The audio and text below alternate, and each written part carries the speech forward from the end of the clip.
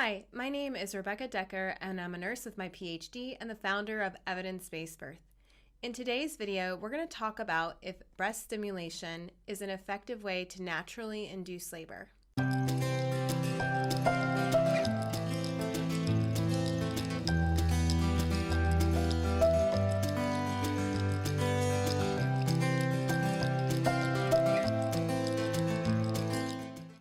So in today's video, we're going to talk about breast stimulation and if it can be used to naturally induce labor. Breast stimulation causes the release of the hormone oxytocin from the pituitary gland in your brain.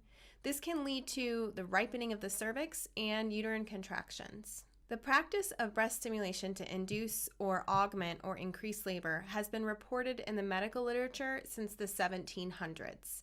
There is no standard definition of breast stimulation, so the technique and timing varies from study to study. In 2005, a Cochrane review looked at breast stimulation for cervical ripening and induction of labor. This induction method, they said, has the advantage of being inexpensive, non-medical, and it gives women more control over the induction process. The review included 6 trials that involved 719 people who were recommended for a labor induction. In every study, the women performed self-breast and nipple stimulation, stimulating one breast at a time. The amount of time spent stimulating the breast varied between studies. In one study, the stimulation was done with the use of a breast pump instead of hand massage. Within 72 hours, more people in the breast stimulation group had gone into labor compared to those who were assigned to not use breast stimulation. About 37% of the breast stimulation group was in labor within 72 hours, compared to only 6% of the group that did not receive breast stimulation. However, this result was not significant if you had an unripe or unfavorable cervix. So in other words, the intervention only seemed to work in women who already had a ripe cervix. The Cochrane reviewers also found a major decrease in the rate of postpartum hemorrhage. Only 0.7% of the breast stimulation group had a postpartum hemorrhage compared to 6% of the group that received no intervention.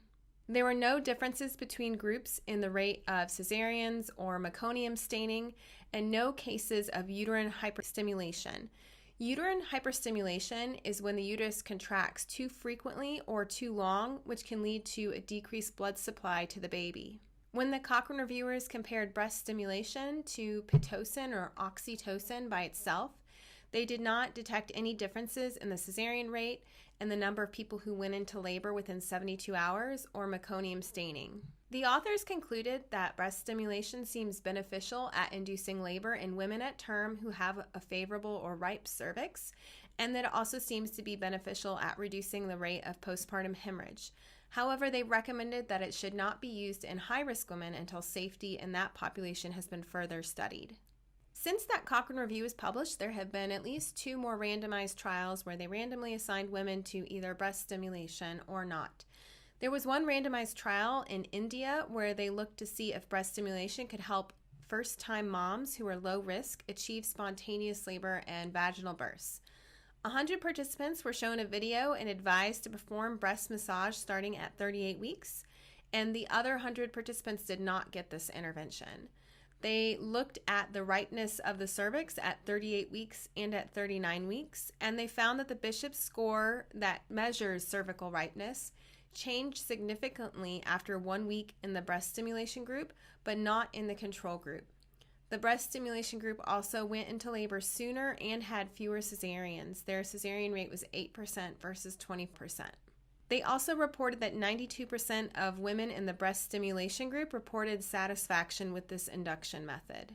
In 2015, researchers from Turkey published results from a randomized trial that they did where they assigned 390 people in labor to either nipple stimulation, which happened for about 4 to 5 minutes once every 30 minutes during early labor, or uterine stimulation where they kind of use the hand to kind of lightly rub the abdomen, or control group that got nothing.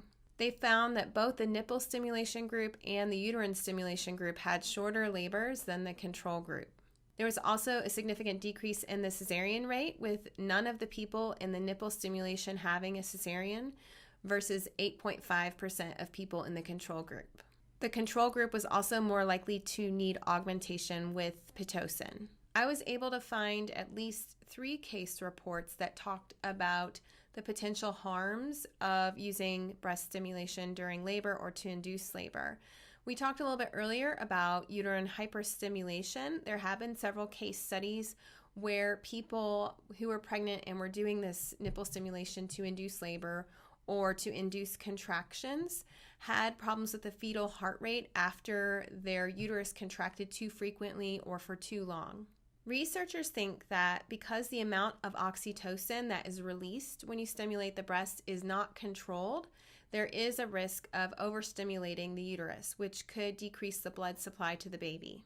So in summary, the available evidence does support breast stimulation as a non-medicine or non-pharmacological way to improve the ripening of your cervix, start labor, and reduce rates of postpartum hemorrhage.